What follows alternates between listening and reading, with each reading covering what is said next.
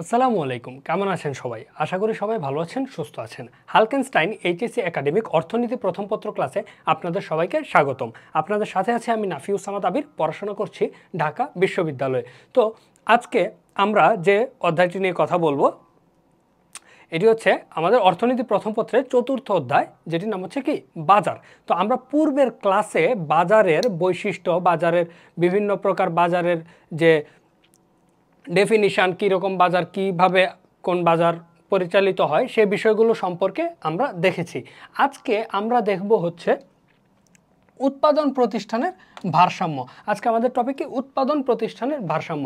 বিভিন্ন বাজারে তো ক্রেতা এবং বিক্রেতা উভয়ই থাকে।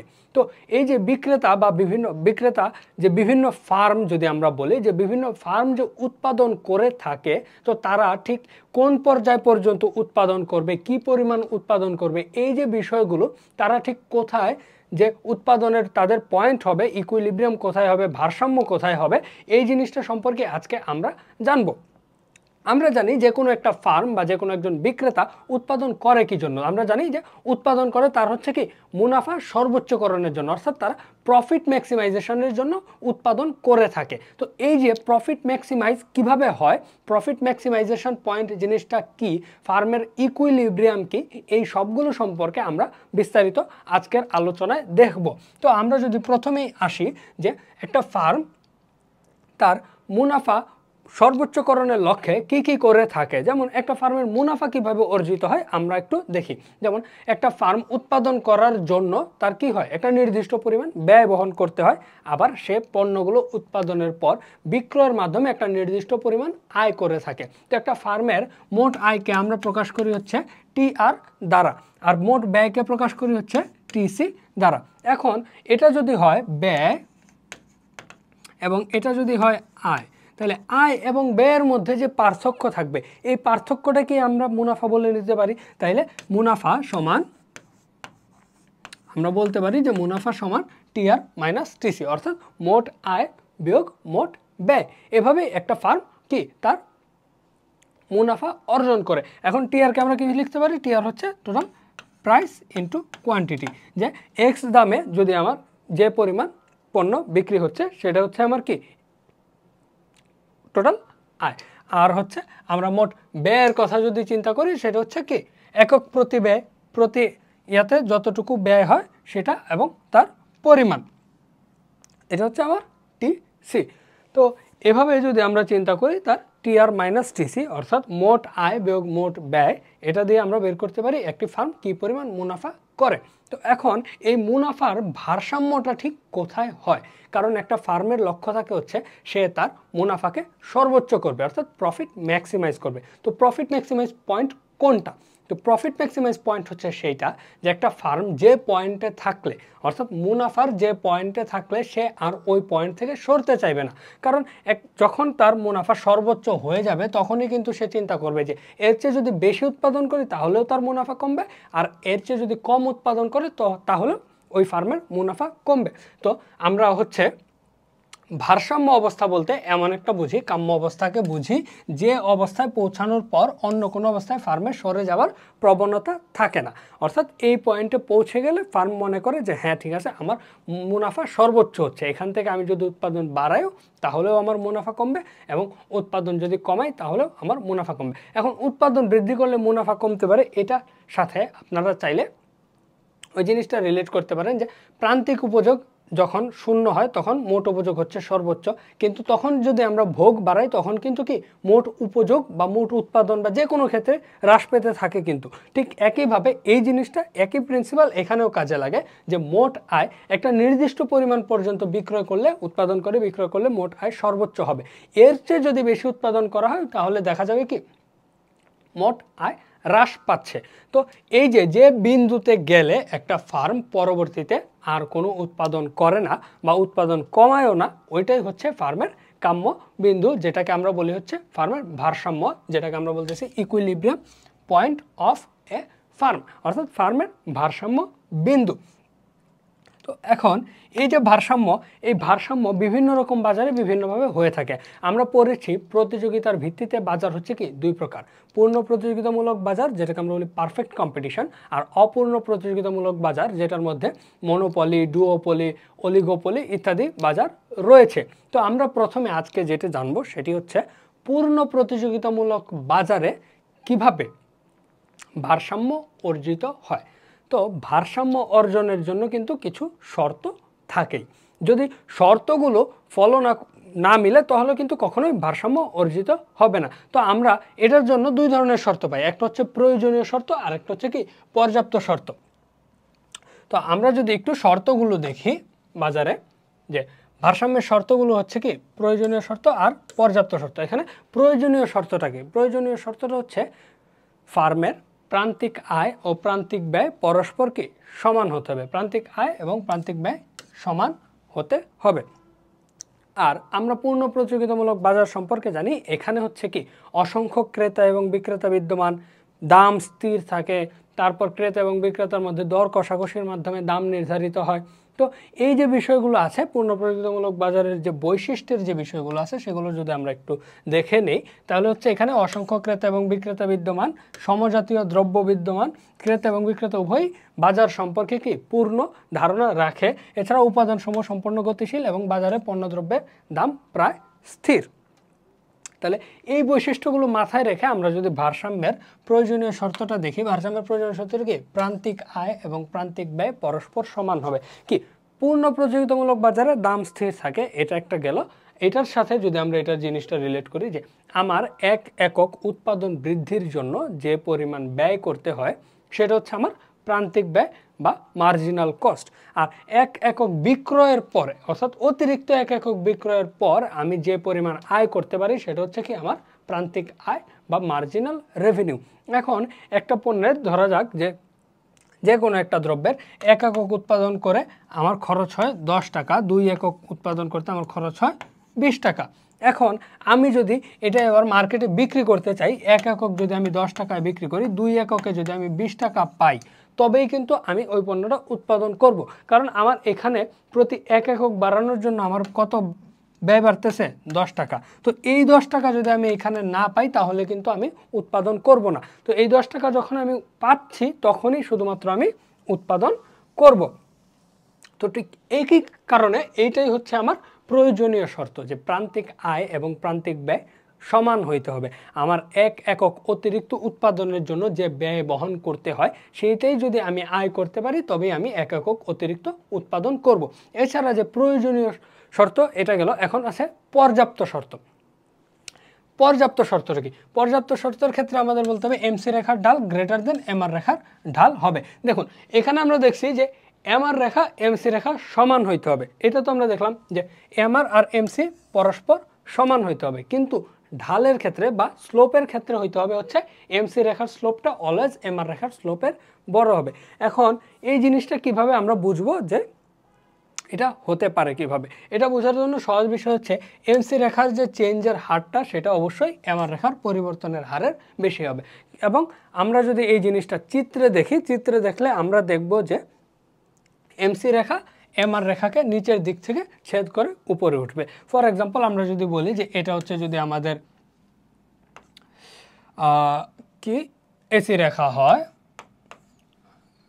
এসি রেখা যদি আমাদের এটা হয় তাহলে এমসি হবে এরকম, আর এমআর রেখা এআর রেখা পূর্ণ প্রতিযোগিতামূলক বাজারে আমরা জানি P equal to AR equal to MR হয়। ঠিক এইরকম একটা আমরা সিমিলার জিনিস দেখতে পারবো যে আমাদের এই যে P equal to MR equal two AR হয়, তাহলে এমসি রেখাটা কি নিচ দিক থেকে উপর দিকে গিয়ে ছেদ করবে। এই জিনিসটা হচ্ছে আমাদের বলে দিবে যে আমাদের পর্যাপ্ত শর্তটা এইটাই, যে আমাদের এমসি রেখার ঢাল গ্রেটার দেন এমআর রেখার ঢাল। এটা আমরা চিত্রে গেলে আরও বিস্তারিত ভালোভাবে জানবো। তো এই যে স্বল্পকালীন ভারসাম্য, এই স্বল্পকালীন ভারসাম্যে ফার্ম কি সবসময় কীরকম মুনাফা অর্জন করবে এটারও তো একটা বিষয় আছে, যে ফার্ম 3 ধরনের মুনাফা অর্জন করতে পারে। এক হচ্ছে স্বাভাবিক মুনাফা, এক অতিরিক্ত মুনাফা, আরেকটা হচ্ছে ক্ষতিও কিন্তু করতে পারে। তো এই যে কখন কোন পর্যায়ে সে স্বাভাবিক মুনাফা অর্জন করবে, কখন সে অতিরিক্ত মুনাফা অর্জন করবে, কখন ফার্ম স্বল্পকালে ক্ষতির সম্মুখীন হবে, এই জিনিসটা সম্পর্কেই কিন্তু আমরা জানবো। আমরা পূর্বে পড়েছি, পূর্ণ প্রতিযোগিতামূলক বাজারের বৈশিষ্ট্যে পড়েছি যে স্বল্পকালে ফার্ম হচ্ছে অতিরিক্ত মুনাফা অর্জন করতে পারে, স্বাভাবিক মুনাফা অর্জন করতে পারে, ক্ষতিও স্বীকার করে উৎপাদনও করতে পারে, কিন্তু দীর্ঘকালে সে সবসময় স্বাভাবিক মুনাফা অর্জন করবে। যেহেতু আমরা এখানে স্বল্পকালীন ভারসাম্য পড়তেছি, তো আমরা স্বল্পকালের ওই তিন রকমের যে মুনাফা বা ক্ষতি যেটাই হয় সেটা সম্পর্কে আমরা যদি একটু দেখি, সেটার শর্ত হচ্ছে স্বাভাবিক মুনাফা তখনই হবে যখন গড় ব্যয় সমান পণ্যের দাম হবে বা দ্রব্যের দাম হবে, অর্থাৎ পি ইকুয়াল টু এসি যখন হয় তখন ফার্মে স্বাভাবিক মুনাফা অর্জিত হয়। আবার পি যখন গ্রেটার দেন এসি হয়, অর্থাৎ পি গ্রেটার দেন এসি হয়, তখন সেটা হচ্ছে কি অতিরিক্ত মুনাফা। আবার যখন AC greater than P greater than ABC হয়, তো এসি গ্রেটার দেন এভিসি হয় তখন কি ক্ষতি স্বীকার করে উৎপাদন করবে। এই হচ্ছে আমাদের ফার্মের তিন ধরনের, যদি আমরা একটু লিখে ফেলি, তিন ধরনের ভারসাম্যের ক্ষেত্রে মুনাফা অর্জনের শর্ত। পি ইকুয়াল টু এসি হচ্ছে স্বাভাবিক মুনাফা, পি গ্রেটার দেন এসি অতিরিক্ত মুনাফা, AC greater than P greater than ABC হচ্ছে ক্ষতি স্বীকার করে উৎপাদন। এখানে এভিসির কাজটা কি, সেটার জন্য আমরা যদি একটু চিন্তা করি যে আমরা স্বল্পকালীন ভারসাম্য বের করতেছি, আর স্বল্পকালে আমাদের কিন্তু কি ফিক্সড কস্ট বিয়ার করতে হয় যে কোনো ফার্মের, যে স্বল্পকালে উৎপাদনের একটা একক অন্তত স্থির থাকে, যেটা স্থির ব্যয় আমাদের বহন করতে হয়। সেজন্যই হচ্ছে এখানে অ্যাভারেজ ভেরিয়েবল কস্ট বা গড় পরিবর্তনীয় ব্যয়টা আসে। তো এটা সম্পর্কে আমরা একটু চিত্রগুলো থেকে যদি দেখি তাহলে আরও বেটার আইডিয়া পাবো। তো এখানে আমরা যে চিত্রগুলো দেখতে পাচ্ছি সেটা হচ্ছে পূর্ণ প্রতিযোগিতামূলক বাজারের যে তিন রকমের মুনাফা হতে পারে। কীরকম হতে পারে সেটা, একটা হচ্ছে স্বাভাবিক, একটা হচ্ছে অতিরিক্ত, আর একটা হচ্ছে ক্ষতি স্বীকার করে উৎপাদন। এখন এই চিত্রগুলো যদি আমরা বিশ্লেষণ করি তবে আমরা এই ফার্মে স্বল্পকালীন ভারসাম্য সম্পর্কে একটা ভালো ধারণা লাভ করব। তো চলুন আমরা দেখি এই চিত্রটার বিষয়, এই চিত্রে কী কী জিনিস দেওয়া রয়েছে। তো প্রথমে স্বাভাবিক মুনাফা থেকে যদি আমরা শুরু করি, স্বাভাবিক মুনাফার ক্ষেত্রে আমরা কি প্রয়োজনীয় শর্তটা যদি একটু মনে করি, আমাদের প্রয়োজনীয় শর্তটা ছিল হচ্ছে এমআর ইকুয়াল টু এমসি হবে, অর্থাৎ সেই বিন্দুতে ভারসাম্য অর্জিত হবে যেখানে এমআর ইকুয়াল টু এমসি হবে। আর পূর্ণ প্রতিযোগিতামূলক বাজারে আমরা পূর্বে পড়েছি যে P equal to AR equal to MR হয়, তাহলে এটাই হচ্ছে আমাদের পূর্ণ প্রতিযোগিতামূলক বাজারের এআর রেখা বা এমআর রেখা বা প্রাইস, যেখানে আমরা দাম নির্ধারণ করে থাকি।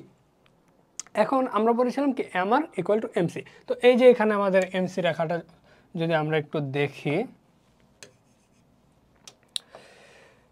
এই যে আমাদের এমসি রেখাটা যেটা আমরা দেখছি, তো কোন বিন্দুতে এমআর ইকুয়াল টু এমসি হয়েছে, এই যে আমরা যে এ বিন্দুটা দেখতে পাচ্ছি, আমরা কিন্তু সহজেই দেখতে পাচ্ছি যে এ বিন্দুতে এমআর ইকুয়াল টু এমসি হচ্ছে। তার মানে আমাদের প্রয়োজনীয় শর্তটা পূরণ হলো। এখন আমাদের পর্যাপ্ত শর্ত যেটা ছিল যে এমসি রেখার ঢাল গ্রেটার দেন এমআর রেখার ঢাল। আবার যদি আমরা সহজভাবে চিন্তা করি তাহলে হচ্ছে এমসি রেখা নিচ থেকে উপরের দিকে এমআর রেখাকে ছেদ করবে। আচ্ছা, এখানে যদি আমরা ঢাল নির্ণয় করি যে এইখানে এই বিন্দুতে এ বিন্দুতে আমাদের এমআর রেখার ঢাল কি, ঢাল নির্ণয়ের সূত্রটা যদি আমরা জানি যে x2 minus x1 divided by y2 minus y1 divided by x2 minus x1। তো আমরা যদি এখানে চিন্তা করি যে একটা ঢাল যদি নির্ণয় করতে আমাদের, যদি আমরা একটু দেখি সেক্ষেত্রে আমাদের যদি এরকম হয় যে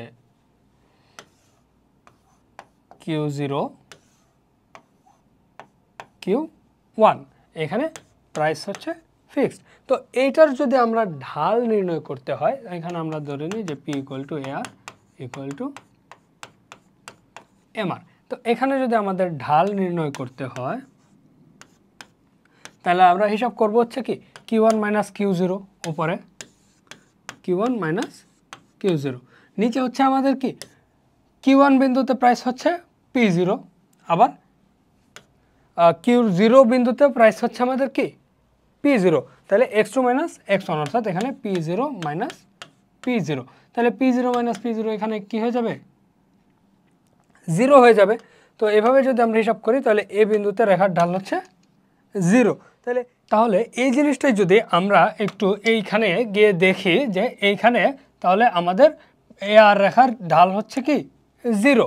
এবার আমরা যদি একটু MC রেখার ঢালের ক্ষেত্রে যাই, আমরা যদি আবারও এখানে গিয়ে একটু MC রেখার ঢাল নির্ণয়ের চিন্তা যদি করি, তো MC রেখাটা হচ্ছে কি বাম দিক থেকে ডান দিকে ঊর্ধ্বগামী। MC রেখাটা কি বাম দিক থেকে ডান দিকে ঊর্ধ্বগামী। তো এখানে যদি আমরা চিন্তা করি এভাবে যদি দুইটা বিন্দু নিই, তাহলে কিন্তু আমরা সহজেই দেখতে পারবো যে দুইটা বিন্দুর জন্য কিন্তু আমাদের হচ্ছে কি এখানে ডিফারেন্ট ভ্যালু আমরা কিন্তু পাবো। তাহলে এটা কিন্তু জিরো হওয়ার সুযোগ নাই। অর্থাৎ এটা যদি জিরো না হয় এবং যদি ঊর্ধ্বগামী হয়, তাহলে আমরা সহজভাবেই বলতে পারি যে এটা কিন্তু আমাদের ওই পর্যাপ্ত যে শর্তটা ছিল যে MC রেখার ঢাল গ্রেটার দেন MR রেখার ঢাল, অর্থাৎ MC রেখার ঢাল সবসময় কি MR রেখার ঢালের চেয়ে বড় হবে, অর্থাৎ শূন্যর চেয়ে বড় হবে যদি আমরা হচ্ছে কি নিচ দিক থেকে উপরের দিকে MC রেখাটা যায়। এই তো গেল আমাদের হচ্ছে কি প্রয়োজনীয় শর্ত এবং পর্যাপ্ত শর্তের বিষয়। এখন আমরা আরেকটা জিনিসের কথা যদি চিন্তা করি, যেটা আমরা পূর্বে কিন্তু দেখেছিলাম যে আমাদের একটা শর্ত আছে স্বাভাবিক মুনাফার জন্য কি P = AC হতে হবে। তো আমরা যদি এখানে একটু দেখি, তাহলে আমাদের এখানে যদি একটু ভালো করে দেখি, তাহলে আমরা দেখতে পারি যে AC রেখাটা হচ্ছে এভাবে গিয়েছে। তো AC রেখা যে বিন্দুতে ছেদ করেছে সেখানে কি প্রাইস সেম না? তাহলে এখানে কিন্তু P = AC শর্তটা পূরণ হচ্ছে। তার মানে এখানে আমরা স্বাভাবিক মুনাফা অর্জন করতে পারি। তো এই জিনিসটাই যদি আমরা একটু একটা ম্যাথের মাধ্যমে দেখি, তাহলে আরও বেটার হবে। যেমন আমরা এই চিত্রটা যদি আরও একটু ভালো করে ব্যাখ্যা করে আমরা নিজের হাতে এঁকে করি, তাহলে আমরা বুঝতে পারবো যে এখানে কিভাবে স্বাভাবিক মুনাফা অর্জিত হয়েছে। তো আমাদের প্রথম হচ্ছে P = AR = MR। আমরা লিখে ফেললাম যে আমাদের P = AR = MR। তো এখানে P0 প্রাইস, আমাদের কোয়ান্টিটি ধরলাম Q0, আমাদের AC রেখাটা গিয়েছে এই বরাবর, MC রেখাটা এই বরাবর, তাহলে এটা হচ্ছে আমাদের AC, এই হচ্ছে MC। তো এখন আমরা যদি হিসাব করি TR আমরা কিভাবে বের করতাম, আমরা মুনাফা সমান লিখে ফেলি যে মুনাফা সমান TR - TC, TR - TC। তো আমরা TR একটু বের করি, TR = P × Q। তাহলে আমাদের এখানে P হচ্ছে P0, Q হচ্ছে কি Q0। তাহলে আমাদের হচ্ছে P0 Q0 হচ্ছে আমাদের টোটাল রেভিনিউ বা TR, যেটা হচ্ছে এই পুরো এরিয়াটাকে নির্দেশ করছে। এবার আমরা যদি আর একটু চিন্তা করি যে আমাদের তাহলে মোট ব্যয়টা আমরা কিভাবে বের করব। মোট ব্যয় যদি আমাদের বের করতে হয়, মোট ব্যয় বের করার জন্য আমরা চিন্তা করি, দেখো আমরা দেখেছি AC = TC / Q। তাহলে এটাকে যদি আমরা একটু পক্ষান্তর করে ফেলি, তাহলে আমরা কিন্তু বলতে পারি যে TC = AC × Q। এই জিনিসটা বুঝতে অসুবিধা হলে আমি আরও ভালো করে দেখিয়ে দিচ্ছি যে আমরা চিন্তা করি যে AC = TC / আমরা একটু এটা লিখি যে AC = TC / Q। তো আমরা এটাকে এই পাশে লিখে ফেলি যে TC / Q = AC। তো এখন Q এখানে নিচে আছে, তো যদি পক্ষান্তর করে ডান পাশে নেই, তাহলে কি Q উপরে চলে আসবে। তার মানে হচ্ছে কি TC = AC × Q। এভাবেই কিন্তু আমরা হচ্ছে টোটাল কস্টটা বের করে ফেলতে পারি। তাহলে আমরা এখানে লিখতে পারি AC × Q। দুঃখিত, এটা হচ্ছে একটু উপরের লাইনে হবে, যে এখানে AC × Q। তো আমরা যদি দেখি AC এখানে কোথায়, AC আছে হচ্ছে P0 এবং Q0-তে, তাহলে P0 - Q0 × P0 Q0। তাহলে হচ্ছে কি আমার এখানে টোটাল রেভিনিউ হচ্ছে P0 Q0, টোটাল কস্ট হচ্ছে P0 Q0, অর্থাৎ মুনাফা হচ্ছে 0। তো আমাদের পূর্ণ প্রতিযোগিতামূলক বাজারের ভারসাম্যের শর্তে আমরা দেখেছিলাম হচ্ছে কি আমাদের শর্ত ছিল P = যখন AC হয় তখন স্বাভাবিক মুনাফা অর্জিত হয়। তাহলে স্বাভাবিক মুনাফা আমরা এখানে কত পেয়েছি, আমরা মুনাফা পেয়েছি হচ্ছে 0। তাহলে স্বাভাবিক মুনাফা বলতে আমরা সেটাই বুঝবো যখন হচ্ছে কি ফার্মের মুনাফা হচ্ছে 0 হয়, অর্থাৎ ফার্মের মোট আয় এবং মোট ব্যয় দুটোই যখন সমান হয় তখন হচ্ছে ফার্ম স্বাভাবিক মুনাফা অর্জন করে। এখানে যদি আমরা একটু চিত্র বিশ্লেষণটা দেখি, যে চিত্রে OQ0 উৎপাদনে এ স্তরে এ বিন্দুতে ভারসাম্যের প্রয়োজনীয় শর্ত MR = MC, পর্যাপ্ত শর্ত MC রেখার ঢাল গ্রেটার দেন MR রেখার ঢাল এবং অতিরিক্ত শর্ত P = AC পালিত হয়। যেমন আমরা এই জিনিসগুলোই কিন্তু এই যে এখানে দেখেছি, আমরা এখানে ঢাল নির্ণয় করে দেখেছিলাম পূর্বে, এখন আমরা এখানে মুনাফাটাও বের করে দেখেছি। তো এখানে আমার এই যে চিত্র বিশ্লেষণ করে আমি যে পেলাম যে আমার প্রত্যেকটা শর্তই কিন্তু এখানে পালিত হচ্ছে, পূরণ হচ্ছে। তার মানে এখানে আমরা বলতে পারি যে ফার্ম স্বল্পকালে কি স্বাভাবিক মুনাফা নির্ধারিত হয় বা স্বাভাবিক মুনাফা অর্জন করবে। আর স্বাভাবিক মুনাফা বলতে আমরা কি বুঝি? স্বাভাবিক মুনাফা মানে মুনাফা = 0 হবে, এটাই হচ্ছে ফার্মের স্বাভাবিক মুনাফা। স্বল্পকালে পূর্ণ প্রতিযোগিতামূলকভাবে অর্থাৎ স্বল্পকালে পারফেক্ট কম্পিটিশনে ফার্মের স্বাভাবিক মুনাফা যখন অর্জিত হয় তখন মুনাফা সমান সমান 0 হয় বা 0 হয়। এবার আসি আমরা পরবর্তীতে অতিরিক্ত মুনাফা।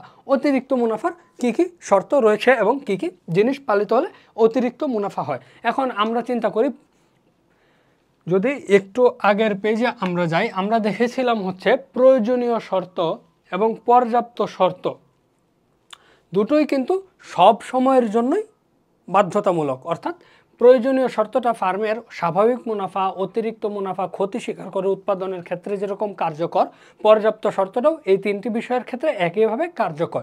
চেঞ্জ আসে কোথায়? এই যে অতিরিক্ত যে শর্তটা রয়েছে সেটা হচ্ছে এই যে P = AC, P > AC, AC > P > AVC। এই চেঞ্জের কারণে আমরা কিন্তু বুঝতে পারি যে ফার্ম আসলে স্বাভাবিক মুনাফা অর্জন করবে, অতিরিক্ত মুনাফা অর্জন করবে নাকি ক্ষতি স্বীকার করে উৎপাদন করবে। তো এই জন্য আমরা এখন পরবর্তীতে অতিরিক্ত মুনাফার ক্ষেত্রে যদি আমরা যাই, অতিরিক্ত মুনাফার ক্ষেত্রে আমরা এখানে চিত্রটা দেখতে পাচ্ছি যে MC এখানে এই যে একইভাবে হচ্ছে কি নিচ দিক থেকে উপর দিকে MR রেখাকে ছেদ করেছে। তাহলে আমাদের হচ্ছে কি MR = MC হচ্ছে এই এ বিন্দুতে, যে জিনিসটা আমাদের কি প্রয়োজনীয় শর্ত ছিল, তাহলে প্রয়োজনীয় শর্ত আমাদের পূরণ হয়ে গেল। এখন আসি পর্যাপ্ত শর্ত। পর্যাপ্ত শর্তের ক্ষেত্রে এই যে নিচ দিক থেকে উপর দিকে গিয়েছে, MR রেখার ঢাল হচ্ছে কি এখানে 0, তাহলে MC রেখার ঢাল গ্রেটার দেন MR রেখার ঢাল, তাহলে আমাদের পর্যাপ্ত শর্ত পূরণ হয়ে গিয়েছে। এখন আমরা অতিরিক্ত শর্তটাতে যদি আসি, সেটা হচ্ছে কি P > AC। এখানে আমরা AC রেখাটা যদি দেখি, যে AC রেখাটা এখানে কোন বিন্দু দিয়ে গিয়েছে? AC রেখাটা গিয়েছে হচ্ছে C বিন্দু দিয়ে। তাহলে AC রেখা যদি C বিন্দু দিয়ে গিয়ে থাকে তাহলে আমরা এখানে দেখতে পাচ্ছি A বিন্দুতে হচ্ছে MC = MR, MC রেখার ঢাল গ্রেটার দেন MR রেখার ঢাল। তাহলে এই A বিন্দুর চেয়ে নিচে, অর্থাৎ AC হচ্ছে কি MCর নিচে অবস্থান করতেছে। তো এই যে নিচে অবস্থান করতেছে, আমাদের প্রাইস কত? P0, প্রাইস হচ্ছে P0। তাহলে P0 হচ্ছে AC রেখা যেখানে ছেদ করছে তার চেয়ে অবশ্যই বেশি। তাহলে এখানে P > AC হয়েছে। তাহলে P > AC হলে কিভাবে আমাদের কি অতিরিক্ত মুনাফা অর্জিত হয় সেটা যদি আমরা একটু ম্যাথের মাধ্যমে দেখি, আমরা একটু চিত্রটা এঁকে ফেলি। চিত্রটা যদি আমাদের রাখতে হয়, এখানে P = MR আমরা লিখে দিলাম। এ হচ্ছে আমাদের Q0 উৎপাদন, এই হচ্ছে আমাদের MC রেখা। এখন MC রেখার তুলনায় AC রেখা হচ্ছে কি নিচ দিয়ে যাবে, অর্থাৎ P এর চেয়ে, প্রাইসের চেয়ে আমার এভারেজ কস্টের যে রেখাটা সেটা হচ্ছে একটু নিচ দিয়ে যদি আমরা যাই, এভাবে চিন্তা করি, এই হচ্ছে আমার AC। এই যদি আমরা AC রেখাটাকে এভাবে চিন্তা করে থাকি তাহলে আমরা এই জিনিসগুলো একটু খেয়াল করলে পুরো বিষয়টা বুঝতে পারবো যে আমাদের AC রেখা ছেদ করেছে হচ্ছে কি এইখানে, অর্থাৎ আমার Q0 পরিমাণ উৎপাদনের জন্য আমার গড় ব্যয় হচ্ছে এতটুকু। তাহলে এখানে আমরা যদি বের করতে চাই, এটা হচ্ছে A বিন্দু, এটা C বিন্দু, আমরা মুনাফাটা একটু বের করে ফেলি। এখানে মুনাফা বের করার ক্ষেত্রে আমরা পেয়েছিলাম হচ্ছে TR - TC। TR - TC যদি আমাদের মুনাফা হয়, TR হচ্ছে P ×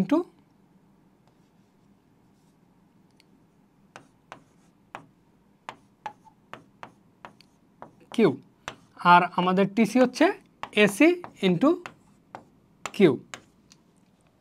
তো আমরা এটা হচ্ছে আমাদের এসি বিন্দু এখানে ছেদ করেছে, পি হচ্ছে এখানে, তাহলে পি আর কিউ হিসাব করে ফেললে আমাদের হচ্ছে এই পুরো যে বক্সটা আছে, অর্থাৎ এই আমি একটু দাগ দিয়ে দেখাই দিই, এই যে পুরো যে বক্সটা আছে সেটা হচ্ছে আমার total revenue, P zero Q zero, এটা হচ্ছে আমার টোটাল রেভিনিউ। আবার আমরা যদি একটু এটা একটু মুছে ফেলি, পুনরায় আঁকি, তাহলে সহজ হবে দেখতে, একটু বেশি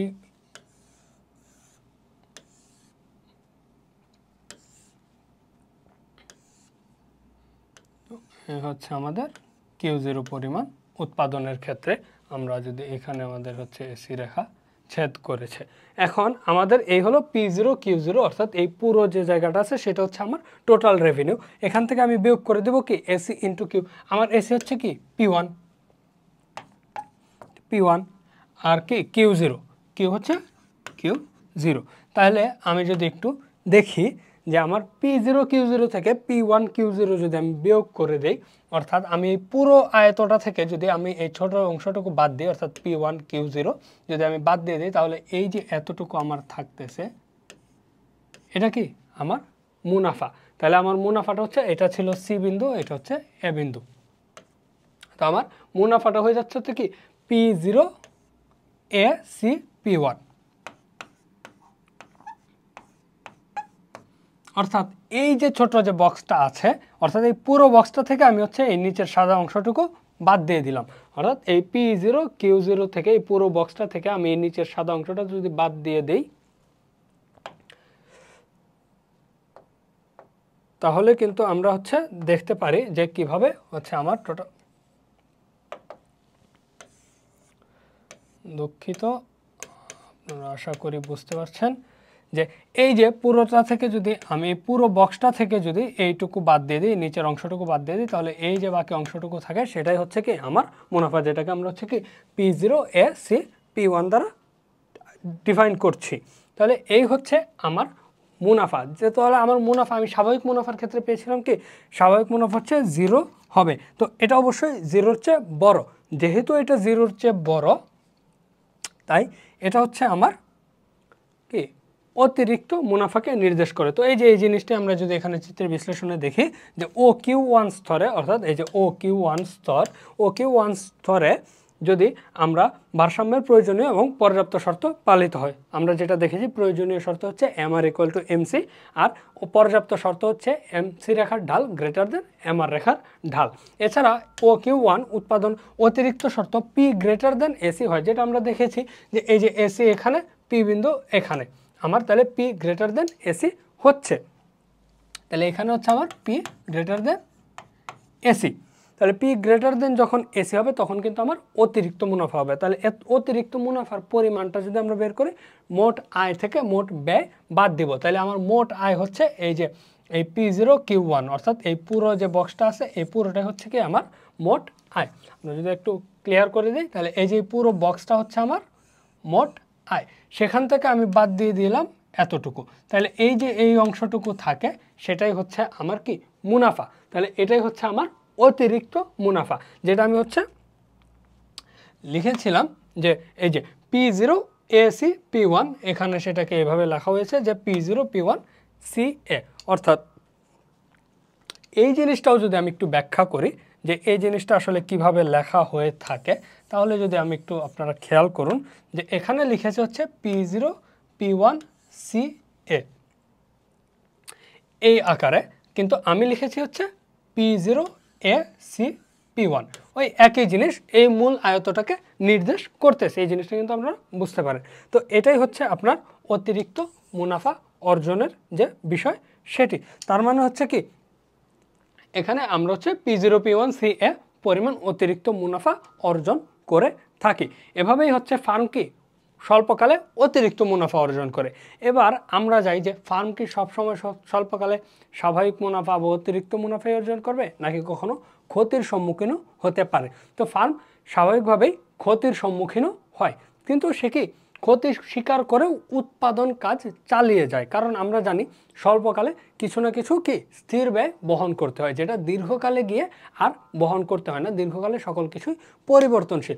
আর দীর্ঘকালে পূর্ণ প্রতিযোগিতামূলক বাজারে পারফেক্ট কম্পিটিশনে ফার্ম স্বাভাবিক মুনাফা অর্জন করে, যে কারণে হচ্ছে তার কি সে ক্ষতি স্বীকার করেও উৎপাদন চালিয়ে যাবে একটা নির্দিষ্ট বিন্দু পর্যন্ত, একটা নির্দিষ্ট পর্যায় পর্যন্ত। যে পর্যায় পর্যন্ত তার সামর্থ্য হবে সেই পর্যন্ত সে হচ্ছে কি ক্ষতি স্বীকার করেও উৎপাদন চালিয়ে যাবে। তো এই জিনিসটাই আমরা একটু দেখি যে ঠিক কখন সে ক্ষতি স্বীকার করেও উৎপাদন কাজ চালিয়ে যায়। তো এখানে যদি আমরা এই চিত্রটা দেখি যে কিভাবে ফার্ম ক্ষতি স্বীকার করে উৎপাদন চালিয়ে যায়, তাহলে আমরা দেখতে পাই যে এখানে OQ2 অর্থাৎ এই যে OQ2 উৎপাদন পর্যায়ে ভারসাম্যের প্রয়োজনীয় শর্ত কী কী ছিল আর পর্যাপ্ত শর্ত কী ছিল। প্রয়োজনীয় শর্ত এবং ছিল হচ্ছে আমার MR = MC হবে, তাহলে P = AR = MR। আর এই যে MC রেখা উপরের দিকে গিয়েছে, তাহলে এটা ই বিন্দুতে ছেদ করেছে, তাহলে এটা হচ্ছে আমার প্রয়োজনীয় শর্ত যেটা স্যাটিসফাই করেছে। এবার আসি আমরা পর্যাপ্ত শর্ত। পর্যাপ্ত শর্তের ক্ষেত্রে আমরা এই যে এখানে MR রেখার ঢাল হচ্ছে কি 0, আর এখানে যেহেতু MC রেখা ঊর্ধ্বগামী, তাহলে স্লোপ অবশ্যই 0-র চেয়ে বড় আসবে। তার মানে এখানে MC রেখার ঢাল কি MR রেখার ঢালের চেয়ে বড়। তাহলে আমার প্রয়োজনীয় শর্ত এবং পর্যাপ্ত শর্ত দুইটি পালন হয়েছে। এখন আমি দেখব যে আমার তৃতীয় যে অতিরিক্ত শর্তটা ছিল সেটা হচ্ছে AC >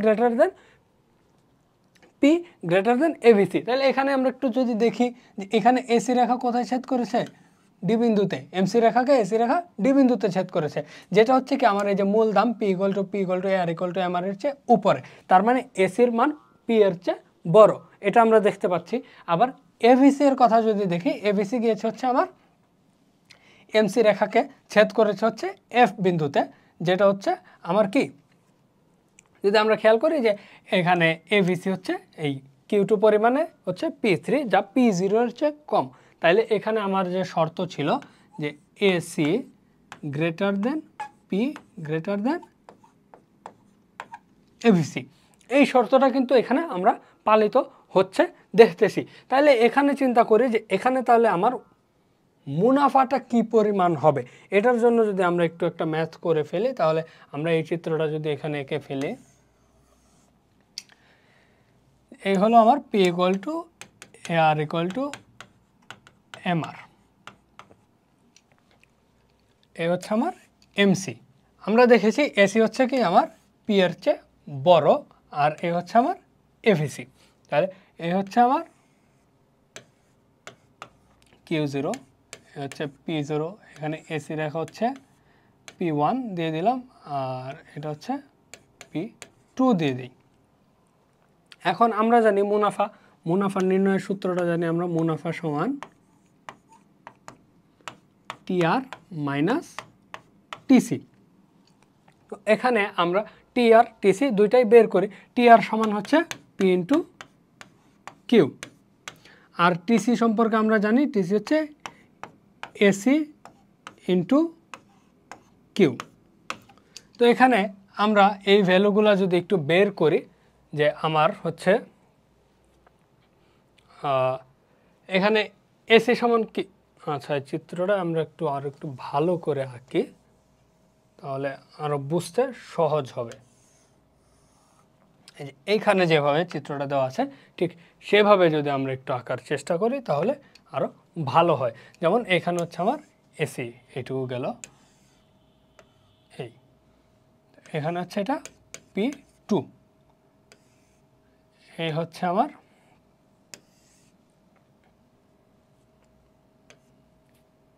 আর এই হলো আমার AVC P0 Q0। এই হচ্ছে আমার ইকুইলিব্রিয়াম পয়েন্ট, যেখানে একটু করে রাখি।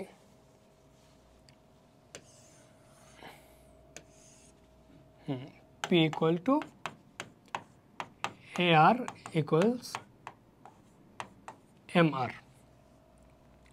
এরপর ধরা যাক এই হচ্ছে আমার বিন্দু, যেখানে আমার এসিটা এদিক দিয়ে অতিক্রম করেছে, আমার এমসিটা এদিক দিয়ে, আর এই যে এখন বেটার একটা চিত্র আমরা মোটামুটি পেয়েছি। তাহলে এই হচ্ছে আমার এমসি, এ হচ্ছে এসি।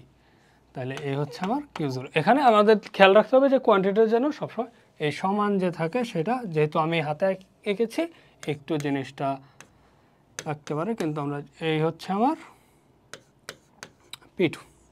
এখন আমরা যদি এই জিনিসটা একটু ম্যাথটা করে ফেলি, P ইন্টু কিউ, তাহলে আমার P0 Q0 মাইনাস আমার এসি হচ্ছে কি উপরে, এসি এখানে ছেদ করেছে যেটা হচ্ছে P1, আর কোয়ান্টিটি হচ্ছে কি Q0 পরিমাণ, তো আমি এখানে লিখে ফেললাম Q0। তাহলে এই যদি আমি এখানে বিয়োগটা করি তাহলে কিন্তু আমরা দেখতে পারি যে এখানে এই যে P0 Q0 হচ্ছে এই বক্স পুরোটা, কিন্তু P1 Q0 হচ্ছে কি আরও বড় একটা বক্স। তাহলে যদি আমরা খেয়াল করি তাহলে এখানে হচ্ছে আমাদের ভ্যালুটা আসে হচ্ছে এই বক্সটা, অর্থাৎ মাইনাস আসবে অবশ্যই, যেহেতু P1 Q0 হচ্ছে কি P0 Q0 হচ্ছে বড়, তাহলে এটা হচ্ছে কি ঋণাত্মক একটা মান আসবে, অর্থাৎ মাইনাস P1 P0, এইটাকে ধরে নিলাম আমি হচ্ছে E আর এটা C, তাহলে minus P1 P0 E C, অর্থাৎ আমার এখানে এটা কি ক্ষতি নির্দেশ করে। ঠিক কতটুকু ক্ষতি, এই যে বক্সটা আছে এই বক্সটা হচ্ছে আমার ক্ষতির পরিমাণ। তাহলে এইভাবেই আমরা কিন্তু দেখতে পারি যে স্বল্পকালে একটা ফার্ম কিভাবে ক্ষতির সম্মুখীন হয়। যেমন এটা যদি আমরা একটু এখানে দেখি ভালো করে বিস্তারিত, যে এখানে তার হচ্ছে এসি রেখাটা হচ্ছে উপরে, এমসি হচ্ছে এখানে ই বিন্দুতে ছেদ করেছে, তাইটা হচ্ছে P0 প্রাইসে P equal to AR equal to MR, এখানে MC ইকুয়াল টু MR প্রয়োজনীয় শর্ত, পর্যাপ্ত শর্ত কি MC রেখার ঢাল গ্রেটার দেন MR রেখার ঢাল, যেটা আমরা দেখেছি যে MC রেখা নিচ দিক থেকে উপরের দিকে যাওয়ার সময় MR রেখাকে ছেদ করেছে। আবার আমরা এখানে দেখতে পাচ্ছি যে Q2 পরিমাণ অর্থাৎ ও Q2 ইয়াতে আমাদের হচ্ছে কি P লেস দেন AC, অর্থাৎ AC P এর চেয়ে বড়। আবার এভিসিও কি P এর নিচে অবস্থান করতেছে AVC। তাহলে আমরা সহজভাবে যদি আমরা একটু বলি তাহলে কিন্তু আমরা বলতে পারি যে ক্ষতি স্বীকার করে উৎপাদনের যে শর্ত রয়েছে সেটি কিন্তু এখানে পালিত হয়েছে। তাহলে ঠিক এই কারণেই হচ্ছে আমার কতটুকু ক্ষতির পরিমাণ হচ্ছে, তাহলে এখানে আমরা সেটা কিন্তু আমরা দেখেছি যে ঠিক কতটুকু ক্ষতিটা হচ্ছে আমার এই পরিমাণ মাইনাস P1 P0 EC। এখানে মাইনাস বলতে ঋণাত্মক মান আসছে, যদি আমরা বলি যে ক্ষতির পরিমাণ তাহলে আমরা শুধু P1 P0 EC লিখতে পারি, আবার চাইলে মুনাফা সমান মাইনাস P1 P0 EC লিখতে পারি। তাহলে এই গেল আমাদের হচ্ছে ফার্মের যে স্বাভাবিক মুনাফা, অতিরিক্ত মুনাফা এবং ক্ষতি স্বীকার করে উৎপাদন। এখন কেন ক্ষতি স্বীকার করে উৎপাদন করবে? এখন ক্ষতি স্বীকার করে যদি উৎপাদন না করে তাহলে আমরা কি হয় দেখুন, যে এখানে এভিসি হচ্ছে এতটুকু ভ্যারিয়েবল কস্ট, যদি সে উৎপাদন করে তাহলে তার এতটুকু ক্ষতি হয়, কিন্তু সে যদি উৎপাদন বন্ধ রাখে তাহলে তার ফিক্সড কস্ট যেটা আছে সেই ফিক্সড কস্টটা তো বেয়ার করতে হচ্ছে। তাহলে এখানে ফিক্সড কস্টের তুলনায় তার ক্ষতি তুলনামূলক কম হওয়ার কারণেই সে কিন্তু উৎপাদন কাজটা ক্ষতি স্বীকার করেও চালিয়ে যাবে।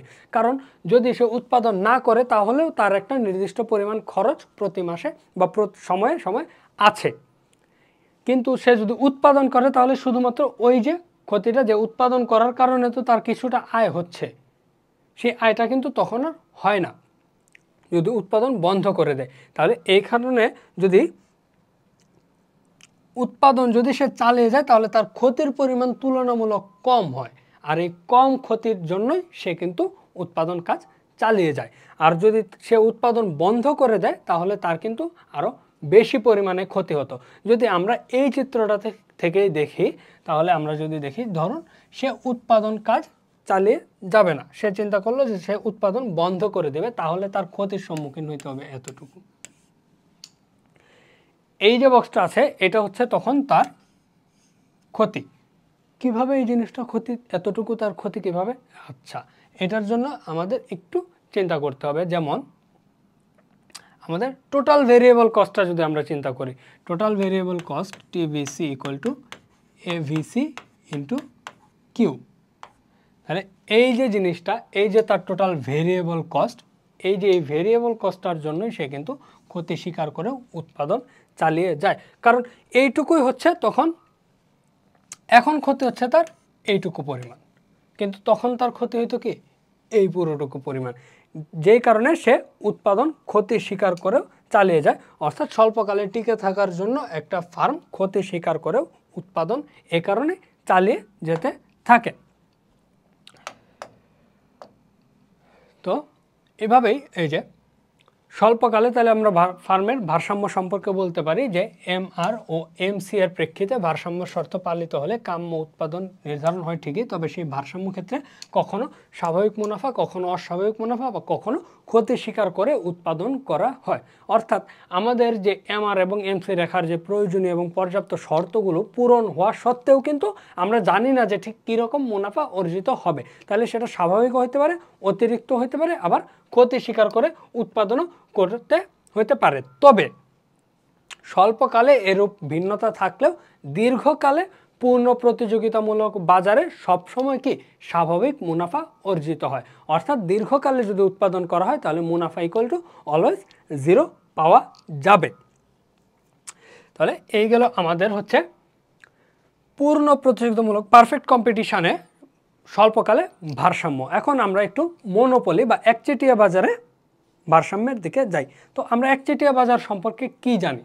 একচেটিয়া বাজার হচ্ছে বিক্রেতা থাকে একজন বিক্রেতা এবং অসংখ্য ক্রেতা যে বাজারে বিদ্যমান থাকে সেটা হচ্ছে কি আমার একচেটিয়া বাজার।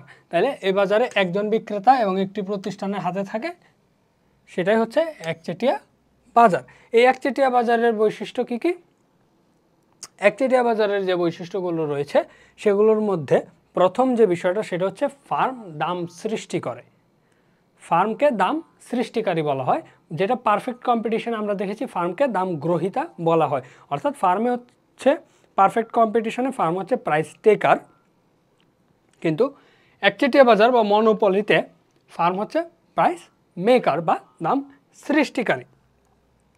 এখানে তো ফার্মে একচেটিয়া বাজারে ফার্ম কিভাবে মুনাফা অর্জন করে সে বিষয়ে যদি আমরা একটু বিস্তারিত দেখি, তো আমাদের এটারও কিছু ভারসাম্য শর্ত রয়েছে। আর আমরা যদি একটু একচেটিয়া বাজারের বৈশিষ্ট্যগুলো আগে দেখে নিই, তাহলে বাজারে বিক্রেতা একজন, ক্রেতা অধিক। আমরা বলেছি নিকট পরিবর্তক দ্রব্য নেই, আমরা জানি এটা। গড় আয় ও প্রান্তিক আয় রেখা বাম দিক থেকে ডান দিকে নিম্নগামী এবং প্রান্তিক আয় রেখা গড় রেখার নিচে অবস্থান করে। এটা আমরা একচেটিয়া বাজার বা মনোপলি যখন আমরা পড়েছি তখন কিন্তু আমরা এই বৈশিষ্ট্যগুলো দেখেছি। তো আমরা এখন আসি এই একচেটিয়া বাজারে যে ভারসাম্য সেটা কিভাবে অর্জিত হয়। এখানে প্রয়োজনীয় শর্ত হচ্ছে প্রান্তিক আয় এবং প্রান্তিক ব্যয় সমান হবে। তাহলে কি ভারসাম্য বিন্দুতে প্রান্তিক আয় এবং প্রান্তিক ব্যয় সমান হবে, এমআর ইকুয়াল টু এমসি হবে যেখানে, সেখানেই হচ্ছে ভারসাম্য। আবার যদি আমাদের পর্যাপ্ত শর্ত দেখি, এমসি রেখার ঢাল এমআর রেখার ঢাল অপেক্ষা বড় হবে, অর্থাৎ এমসি রেখার ঢাল যেটা আমরা পূর্বেও দেখেছি। কিন্তু এখানে একটা ব্যতিক্রম জিনিস রয়েছে পারফেক্ট কম্পিটিশনের চেয়ে। পারফেক্ট কম্পিটিশনে আমাদের গড় আয় রেখা দামের সমান হয়, কিন্তু এক্ষেত্রে একচেটিয়া বাজারে কিন্তু সেটা হয় না। একচেটিয়া বাজারে কি হয়? গড় আয় রেখা প্রান্তিক আয় রেখা বাম দিক থেকে ডান দিকে নিম্নগামী হয়।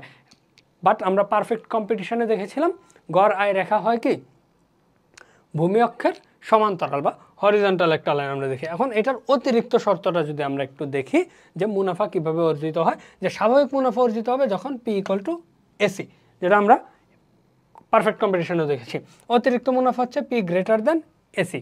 আবার যখন ক্ষতি স্বীকার করে উৎপাদন করবে যে AC greater than P greater than ABC. তাহলে এই তিনটা শর্ত যা রয়েছে, শর্ত তিনটা কিন্তু পারফেক্ট কম্পিটিশনের যেরকম মনোপলি মার্কেটেও ঠিক একই রকম। তাহলে এই শর্তগুলো পূরণের জন্য আমরা একটু চিত্রগুলো দেখি, আর এই চিত্রগুলোর বিশ্লেষণটা আমরা একটু পড়ি, তাহলেই আমরা বুঝতে পারবো যে কিভাবে একচেটিয়া বাজারে ফার্ম স্বাভাবিক, অতিরিক্ত এবং ক্ষতি স্বীকার করে উৎপাদন করে থাকে। তাহলে আমরা যদি এখন দেখি যে একচেটিয়া বাজারে কিভাবে স্বাভাবিক মুনাফা অর্জিত হয়, সেই জিনিসটা নিয়ে যদি আমরা চিন্তা করি, আমরা দেখেছি যে পূর্বেই যে একচেটিয়া বাজারের যে প্রয়োজনীয় শর্তটি ছিল সেটি হচ্ছে যে এমআর ইকুয়ালস এমসি হবে। তো আমরা এখানে প্রথম চিত্রে যদি দেখি যে আমাদের এমআর রেখাটার নিম্নগামী, যেটা আমরা দেখেছি যে একচেটিয়া বাজারে এআর দুটি হচ্ছে কি নিম্নগামী হয় এবং এআর রেখা এমআর রেখার উপরে অবস্থান করে। তাহলে এখানে এমআর ইকুয়াল টু এমসি, এই যে এমসি রেখা এদিকে গিয়েছে। তো আমরা যদি এটা একটু আঁকি তাহলে আরও সহজ হবে, যে আমরা যদি এটা একটু এঁকে দেখি। এই হচ্ছে আমার এমআর, হচ্ছে আমার এআর, আর এ হচ্ছে আমার এমসি। ঠিক একইভাবে যেরকম এখানের চিত্রটাতে আমরা দেখতে পাচ্ছি। তো আমরা যদি এখানে আমরা এই জিনিসটা যদি আমরা দেখি যে এখানে হচ্ছে আমার এমআর ইকুয়ালস এমসি হয়, কারণ এই যে এমসি আর এই হচ্ছে আমার এমআর, এটা হচ্ছে আমার এআর। তো এমআর ইকুয়াল টু এমসি যেখানে হয় সেখানে হচ্ছে কি আমার ভারসাম্য অর্জন হওয়ার কথা, এটা হচ্ছে আমার প্রয়োজনীয় শর্ত। আর এ হচ্ছে আমার এসি রেখা হচ্ছে এখানে P0। এখন এই চিত্রটাই যদি আমরা একটু আলোচনা করি তাহলে আমরা কিছু বিশেষ জিনিস লক্ষ্য করতে পারবো। যেমন এখানে আমরা প্রথমেই যেটা বলেছি এমআর ইকুয়াল টু এমসি যেখানে, সেখানে হচ্ছে আমার ভারসাম্য হয়, এটা হচ্ছে আমার ভারসাম্য বিন্দু, কিন্তু দাম কিন্তু ঠিক এখানে নির্ধারিত হয়নি। দাম নির্ধারিত হয়েছে কোথায়? উপরে। আমরা পারফেক্ট কম্পিটিশনে পড়েছিলাম P equal to AR equal to MR, কিন্তু এই ক্ষেত্রে কিন্তু এআর এবং এমআর সমান হয় নাই। তাহলে আমরা যদি শুধু পি ইকুয়াল টু এআর রাখি তাহলে আমরা বলতে পারবো যে দাম সবসময় কি অ্যাভারেজ রেভিনিউয়ের সমান হয়। এখন আমরা এই জিনিসটাই একটু ব্যাখ্যা করি। যেমন একটা মনোপলিতে যে একচেটিয়া বাজারে ফার্ম একা নিয়ন্ত্রণ করে সম্পূর্ণ বাজার, একজন বিক্রেতা পুরো বাজারকে নিয়ন্ত্রণ করে। তো তার ভারসাম্য এমআর ইকুয়াল টু এমসিতে হলেও সে দাম নির্ধারণ করে কোথায়? দাম নির্ধারণ করে হচ্ছে চাহিদা রেখা বরাবর। আর এই চাহিদা রেখাটাই কিন্তু হচ্ছে এই যে এআর। এটা মনে রাখবেন যে ফার্মে ক্রেতার চাহিদা রেখা একচেটিয়া বাজারে ক্রেতার চাহিদা রেখাই হচ্ছে কি ফার্মের গড় আয়। এই জিনিসটা কিন্তু মাথায় রাখবেন। ঠিক এই কারণেই তার এই বিন্দুতে ভারসাম্য, অর্থাৎ এই বিন্দুতে ভারসাম্য অর্জিত হলেও সে দাম নির্ধারণ করে হচ্ছে কি এআর যেখানে ছেদ করে সেখানে। এছাড়াও আরেকটা জিনিস রয়েছে যে আমরা জানি যে ফার্মের যদি উৎপাদন বৃদ্ধি করে তাহলে একচেটিয়া বাজারে তার হচ্ছে কি যদি মূল্য বৃদ্ধি করে তার কি দাম চাহিদা হ্রাস পায়, মূল্য বৃদ্ধি করলে কি চাহিদা হ্রাস পায়। এছাড়াও আরেকটা জিনিস রয়েছে, সেটি হচ্ছে যে সে যত বেশি উৎপাদন করবে প্রতি একক উৎপাদন বৃদ্ধির কারণে তার কিন্তু কি গড় যে ব্যয় আছে অর্থাৎ এসি রেখা সেটা কিন্তু বৃদ্ধি পেতে থাকবে। এই জিনিসটা কিন্তু মাথায় রাখতে হবে যে সে যত বেশি উৎপাদন বাড়াবে তার গড় ব্যয় কিন্তু বাড়তে থাকবে। তো এই যে আমরা যদি এই জিনিসটাই ব্যাখ্যা একটু দেখি যে আমাদের হচ্ছে তাহলে টোটাল হিসাব করলে যে আমার টোটাল মুনাফার বিষয়টা যদি আমরা চিন্তা করি, যে মুনাফার ক্ষেত্রে আমরা দেখেছি যে মুনাফা সমান হচ্ছে কি টিআর মাইনাস টি সি। তো টিআর হচ্ছে পি ইন্টু কিউ, এখানে P0 Q0, আর টিসি হচ্ছে কি এসি ইন্টু কিউ, তাহলে এটা হচ্ছে এসি ইন্টু কিউ। তাহলে আমরা যদি একটু লিখি যে P0 Q0 minus P0 Q0, অর্থাৎ এখানে আমার এসি হচ্ছে P0 Q0, আবার টিআর হচ্ছে কি P0 Q0, অর্থাৎ আমার মোট আয় এবং মোট ব্যয় উভয় সমান হচ্ছে। তাহলে আমার মুনাফা এখানে হয়ে যাচ্ছে কত? 0।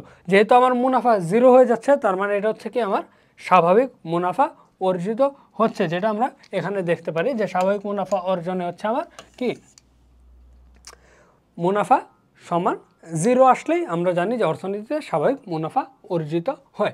এবার আসি আমরা অতিরিক্ত মুনাফার ক্ষেত্রে। অতিরিক্ত মুনাফার ক্ষেত্রে আমরা যদি দেখি অতিরিক্ত শর্ত যেটা ছিল, প্রয়োজনীয় শর্ত পর্যাপ্ত শর্ত পূরণ করার পর অতিরিক্ত যে শর্ত ছিল সেটার উপর ডিপেন্ড করে যে আমার কীরকম মুনাফা হবে। প্রয়োজনীয় শর্ত হচ্ছে কি আমার এমআর ইকুয়াল টু এমসি, এই যে এমআর ইকুয়াল টু এমসি, অর্থাৎ এখানে হচ্ছে আমার মোট ভারসাম্য বিন্দু। আর কিন্তু যেহেতু আমি একচেটিয়া বাজারে আছি তো দাম নির্ধারণ করবো হচ্ছে কি চাহিদা রেখা বরাবর, যেটা হচ্ছে এআর ইকুয়াল টু কি বাজারের চাহিদা রেখাও কিন্তু এটাকে বলা হয়। তাহলে আমার দাম নির্ধারণ করবো হচ্ছে আমার ডি বিন্দুতে P1 দাম নির্ধারণ করব। তো আমাদের অতিরিক্ত শর্তটা কি ছিল, যে অতিরিক্ত মুনাফার জন্য আমার শর্ত ছিল, একটু আমরা আবার যদি একটু দেখি তাহলে ছিল আমার P greater than AC, P greater than AC হয়। তাহলে এখানে আমরা দেখতে পাচ্ছি এসি রেখা কোন দিক দিয়ে গিয়েছে, এসি রেখা গিয়েছে এই বরাবর। তাহলে এসি রেখা যদি এই বরাবর গিয়ে থাকে অর্থাৎ বি বিন্দু দ্বারা এসি রেখা অতিক্রম করেছে, তাহলে এসি রেখা হচ্ছে কি আমার পি এর নিচে অবস্থান করছে, এখানে পি গ্রেটার দেন এসি। তাহলে পি গ্রেটার দেন যদি এসি হয় তাহলে আমরা জানি এখন আমরা টিআর টিসি সবগুলো যদি বের করি, আমার টিআর হচ্ছে P1 Q1 আর টিসি হচ্ছে P1 dash P1 prime Q1। অর্থাৎ এখানে যদি আমরা এই চিত্রের জন্য যদি একটু আমরা টিআরটা বের করি, টিআর হচ্ছে P1 Q1 আর টিসি হচ্ছে P1 প্রাইম Q1। তার মানে হচ্ছে আমার এই যে পুরো যে বড় যে আয়তটা রয়েছে, এই পুরো আয়তটা হচ্ছে আমার টোটাল রেভিনিউ, আর এই যে ছোট আয়তটা রয়েছে এই ছোট আয়তটা হচ্ছে আমার টোটাল কস্ট। তাহলে এর যে মাঝখানে এইটুকু অংশ যেটা আমি আর দাগ দিয়ে দিলাম, তাহলে এটা হচ্ছে আমার মুনাফা। তাহলে এটার মান অবশ্যই জিরোর চেয়ে বড়, অর্থাৎ P1 প্রাইম তারপর হচ্ছে BD, এই হচ্ছে আমার অতিরিক্ত যে মুনাফা অর্জন হবে সেটাই হচ্ছে কি আমার অতিরিক্ত মুনাফা, যেটা এখানে এই যে P1 prime P1 D B পরিমাণ অতিরিক্ত মুনাফা এখানে দেখানো হয়েছে। এবার আসি আমরা এই চিত্রে। এই চিত্রে যদি আমরা দেখি ক্ষতি স্বীকার করে উৎপাদনের বিষয়টা, ক্ষতি স্বীকার করে উৎপাদনের কথা আমরা পূর্বেও বলেছি যে ঠিক কিভাবে আমরা ক্ষতি স্বীকার করে উৎপাদন করব। এখন এটা আমরা দেখব হচ্ছে একচেটিয়া বাজারের ক্ষেত্রে কিভাবে আমরা ক্ষতি স্বীকার করে উৎপাদন করে থাকি। তাহলে ক্ষতি স্বীকার করে উৎপাদনের জন্য আমাদের অতিরিক্ত শর্ত কোনটা ছিল, অতিরিক্ত শর্ত ছিল AC greater than P greater than ABC. এই শর্তটাই যদি পালিত হয় তাহলে আমরা বলতে পারবো যেখানে ক্ষতি স্বীকার করে উৎপাদন হয়। তো আমরা এই চিত্রটাতে যদি একটু খেয়াল করি, এই চিত্রটা যদি আমরা একটু দেখি, এখানে আমরা দেখতে পাচ্ছি যে আমাদের এভিসি হচ্ছে এখানে যেটা হচ্ছে P4, আবার আমাদের MR এবং MC এখানে ছেদ করেছে, অর্থাৎ এটাই হচ্ছে আমার ভারসাম্য বিন্দু। এই বরাবর যদি আমি সোজা উপরে উঠে যাই তাহলে আমার এই হচ্ছে P2, যেটা এয়ার বরাবর আমরা দেখতে পেয়েছি যে এখানে দাম নির্ধারিত হবে। P2 হচ্ছে আমার দাম, নির্ধারিত দাম। আবার আমার যদি এসি রেখাটা দেখি, এসি রেখাটা হচ্ছে P3 বরাবর একটু উপরে হয়েছে, তাহলে এখানে এসি P3 আর আমার MR ইকুয়াল টু MC হয়েছে P2-তে, আর এখানে আমার এভিসি হচ্ছে P4-এ। তাহলে এখানে আমরা দেখতে পাচ্ছি যে AC greater than P greater than ABC, এই শর্তটা কিন্তু আমাদের খুব সুন্দরভাবে পালিত হচ্ছে। তাহলে এখানে আমাদের যদি আমরা একটু খেয়াল করি এখানে কতটুকু ক্ষতি হবে এই জিনিসটা যদি আমরা একটু খেয়াল করতে চাই তাহলে আমরা একটু দেখি। আমার টোটাল কস্ট হচ্ছে এসি ইন্টু কিউ, এই যে এসি এখানে ছেদ করেছে, তাহলে P3 Q2, এই যে এই পুরো যে আয়তটা আমি দাগ দিলাম মাত্র মার্ক করলাম সেটা হচ্ছে আমার পুরোপুরি ব্যয়। কিন্তু আমার আয় হচ্ছে কি এই যে P2 থেকে এইটুকু পর্যন্ত, তাহলে এইটুকু আমার আয়, এইটুকু হচ্ছে আমার ব্যয়। তাহলে এই যে উপরের যে বক্সটুকু আছে সেটা হচ্ছে আমার ক্ষতি। তাহলে এই ক্ষেত্রে আমি ক্ষতি স্বীকার করে উৎপাদন করব। কেন করব? কারণ আমরা জানি যে মনোপলিতে অর্থাৎ একচেটিয়া বাজারে দীর্ঘকালে কি অতিরিক্ত মুনাফা অর্জন করা যায়, কিন্তু স্বল্পকালে কিন্তু ক্ষতির সম্মুখীনও হতে হয়। এখন যদি সে স্বল্পকালে যদি উৎপাদন না করে তাহলে তার ক্ষতি হবে কতটুকু? ওকে, এটার জন্য আমরা একটু খেয়াল করলে আমরা বুঝতে পারবো যে এখানে তার অ্যাভারেজ ভেরিয়েবল কস্ট হচ্ছে এতটুকু, টোটাল ভেরিয়েবল কস্ট এতটুকু, আর টোটাল কস্ট কতটুকু? টোটাল কস্ট হচ্ছে তার এই পুরো বক্সটা। এখন সে যদি উৎপাদন না করে তাহলে তার হচ্ছে এই যে এই নিচের যে ছোট বক্সটা আছে, এই যে এই বক্সটা, এতটুকু তার কি ব্যয় বহন করতে হবে না যদি সে উৎপাদন বন্ধ করে। এটা কেমনে আমরা একটু দেখি যে এভিসি, তাহলে TVC total variable cost equal to AVC into Q. এভাবে যদি আমরা হিসাব করে ফেলি তাহলে এভিসি ইন্টু কিউ হচ্ছে P4 Q2, তাহলে P4 এই Q2 সহজে যদি আমরা লিখে ফেলি তাহলে এইটুকু হচ্ছে তার টোটাল ভেরিয়েবল কস্ট, অর্থাৎ যদি উৎপাদন কাজ চালিয়ে যায় তাহলে তার এইটুকু খরচ হয়। এখন যদি আমরা সে উৎপাদন না করে তাহলে এই যে টোটাল কস্ট কতটুকু ছিল? P3 আর Q2, তার টোটাল কস্ট ছিল হচ্ছে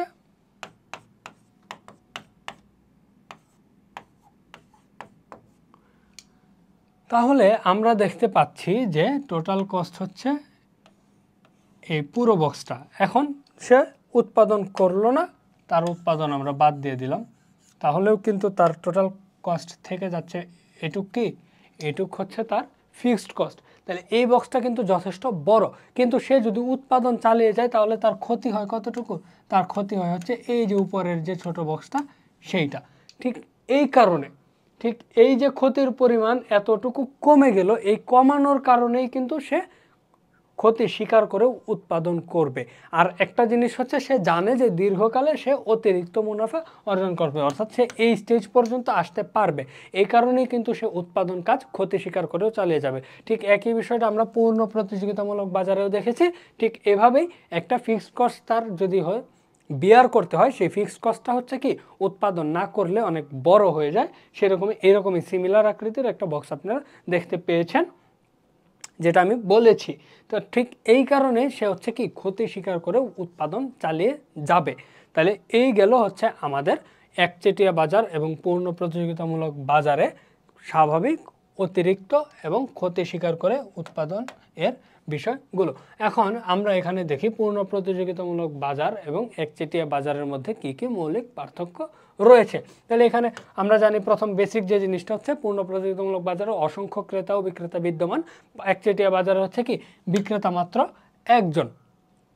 আবার পূর্ণ প্রতিযোগিতামূলক দ্রব্য হচ্ছে কি সমজাতীয়, কিন্তু একচেটিয়া বাজার হচ্ছে কি দ্রব্য একটি এবং নিকট পরিবর্তক নেই। এছাড়া যদি আমরা দেখি যে গতিশীলতার ক্ষেত্রে উপকরণসমূহ সম্পূর্ণ গতিশীল, কিন্তু একচেটিয়া বাজারে কি উপকরণসমূহ গতিশীল নয়। আবার যদি দেখি ক্রেতা বিক্রেতার ধারণার ক্ষেত্রে বাজার সম্পর্কে, অবস্থা সম্পর্কে ক্রেতা এবং বিক্রেতা উভয়েরই কিন্তু পর্যাপ্ত ধারণা থাকে, কিন্তু বাজার সম্পর্কে ক্রেতা ও বিক্রেতার পূর্ণ ধারণা থাকে না। পূর্ণ প্রতিযোগিতামূলক বাজারে ফার্মগুলো অর্থনৈতিকভাবে অধিক দক্ষ হয়ে থাকে, যেটা হচ্ছে একচেটিয়া বাজারে একটু কম দক্ষ হয়ে থাকে। আর ফার্মের ক্ষেত্রে যদি আমরা চিন্তা করি যে পূর্ণ প্রতিযোগিতামূলক বাজারে একচেটিয়া কোনো ক্ষমতা ফার্মের থাকে না, কিন্তু একচেটিয়া বাজারে ফার্মের অবশ্যই একচেটিয়া ক্ষমতা থাকে। আর পূর্ণ প্রতিযোগিতামূলক বাজারে যদি আমরা টিআর রেখাটা দেখি তাহলে সেটা হবে কি সরল রৈখিক, সরল রৈখিক এবং বাম দিক থেকে ডান দিকে ঊর্ধ্বগামী, যেহেতু দাম স্থির থাকে। আবার কিন্তু একচেটিয়া বাজারে আমরা যদি দেখি সেটা হয় কি বক্ররৈখিক এবং বিক্রয়ের পরিমাণ বৃদ্ধির কারণে কি দাম হ্রাস পেতে থাকে। যে এই জিনিসটা যদি আমরা একটু খেয়াল করি, এই জন্য এখানে টিআর রেখাটা হচ্ছে কি একটু বক্র আকৃতির হয় বা কনকেভ হয়। তো এই হচ্ছে আমাদের। এরপর যদি আমরা দেখি যে পূর্ণ প্রতিযোগিতামূলক বাজারে এআর রেখা এবং এমআর রেখার বিষয়টা যদি আমরা চিন্তা করি, পূর্ণ প্রতিযোগিতামূলক বাজারে P equal to AR equal to MR হয়। কেন হয় এই বিষয়ে আমরা বিস্তারিত পূর্বেই আলোচনা করেছি, যে যে পরিমাণ উৎপাদনের ক্ষেত্রে একটা বিক্রির কারণে অতিরিক্ত এক একক যে পরিমাণ আয় হয় সেটা হচ্ছে তার মার্জিনাল রেভিনিউ, আর তার যে গড় যে আয় সেটা কি সবসময় সমান হয়। আবার একচেটিয়া বাজারের ক্ষেত্রে আমরা কি জানি যে এআর রেখা কি এমআর রেখার চেয়ে বড় হয় এবং উপরে থাকে, অর্থাৎ এআর গ্রেটার দেন এমআর হয় একচেটিয়া বাজারে। এই গেল হচ্ছে পূর্ণ প্রতিযোগিতামূলক বাজার এবং একচেটিয়া বাজারের মধ্যে যে পার্থক্য রয়েছে সেই বিষয়টা সম্পর্কে বিস্তারিত আলোচনা।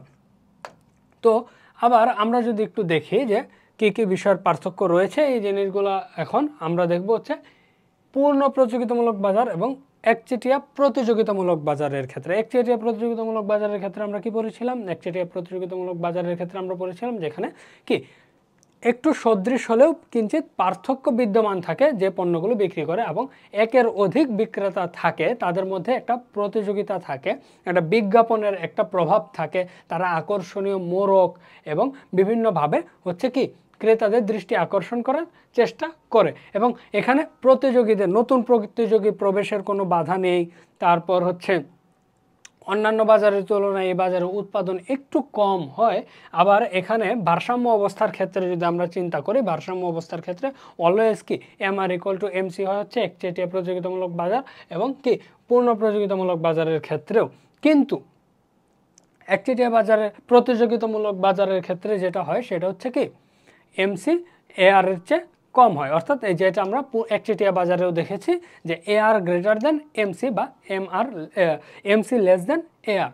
কিন্তু পূর্ণ প্রতিযোগিতামূলক বাজারের ক্ষেত্রে আমরা দেখেছি যে শুধুমাত্র এমসি রেখার ঢাল এমআর রেখার ঢাল অপেক্ষা বড় হয়, অথবা অন্যদিকে হচ্ছে P equal to AR equal to MR কিন্তু আমরা পূর্ণ প্রতিযোগিতামূলক বাজারে দেখতে পারি।